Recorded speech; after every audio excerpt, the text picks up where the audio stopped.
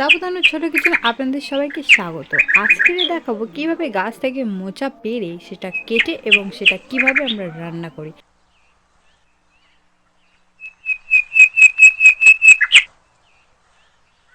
তো দেখুন আমার তো মোচা পাড়া হয়ে গেছে। এবার এগুলো ছাড়াবো। দেখুন কিভাবে এগুলো ছাড়াতে হয়। প্রথমে এর বাকলটা ছাড়িয়ে নিতে হবে।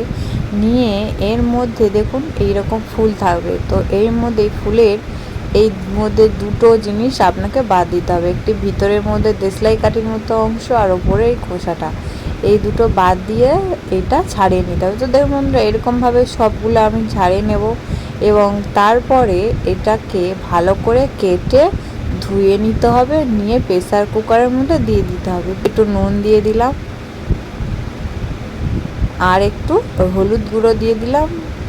তারপরে একটু পরিমাণ মতো জল দেবো। প্রেসার কুকারে ঠিক যতটা পরিমাণে জল দেওয়া দরকার ততটা দিয়ে একটা 4টে সিটি মেরে নেব। তারপর কড়া গরম করে তার মধ্যে সর্ষে আদা তেল দিয়ে দিলাম। দিয়ে কুচু কুচু করে কেটে রাখা আলুগুলো ভালো করে ভেজে নিতে হবে। দেখুন বন্ধুরা লাল লাল করে ভেজে নিতে হবে। তো দেখুন বন্ধুরা আমার তো আলু লাল লাল করে ভাজা হয়ে গেছে। এবার লাল লাল করে আলু ভাজাটা তুলে নেব। এবার এর মধ্যে তেলের মধ্যে দিয়ে দেবো চিংড়ি মাছটা। চিংড়ি মাছটাও লাল লাল করে ভেজে নিতে হবে। দেখুন বন্ধুরা এরকমভাবে হালকা হাতে নাড়াচাড়া করবেন। করলে দেখুন চিংড়ি মাছটা লাল লাল ভাজা হয়ে যাবে। তার মধ্যে কড়ার মধ্যে দিয়ে দেবো তেজপাতা আর দিয়ে দেবো কুচু কুচু করে কেটে রাখা পেঁয়াজ। পেঁয়াজ আর তেজপাতা একসঙ্গে একটু ভালো করে লাল লাল করে ভাজতে হবে। দেখুন বন্ধুরা যতক্ষণ এইরকমভাবে ভাজতে হবে।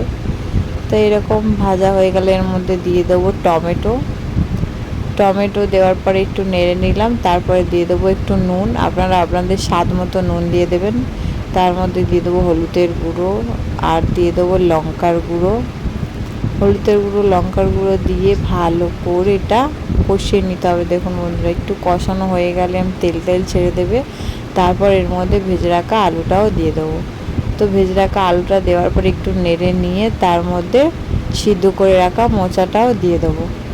ভালো করে সিদ্ধ করে রাখা মোচা এবং আলুটা সুন্দর করে একসাথে করে মাখিয়ে নিতে হবে। তো দেখুন বন্ধুরা এরকম মাখানো হয়ে গেলে এর মধ্যে দিয়ে দেবো পরিমাণ মতো জল। তো পরিমাণ মতো জল দিয়ে এটা একটু নেড়ে চেড়ে ঢাকা দিয়ে দেবো। ঢাকা দেওয়ার কিছুক্ষণ পরে আবার খুলবো। দেখবেন জল পুরো অনেকটা হয়ে গেছে। তো জলগুলো মরে যাবে।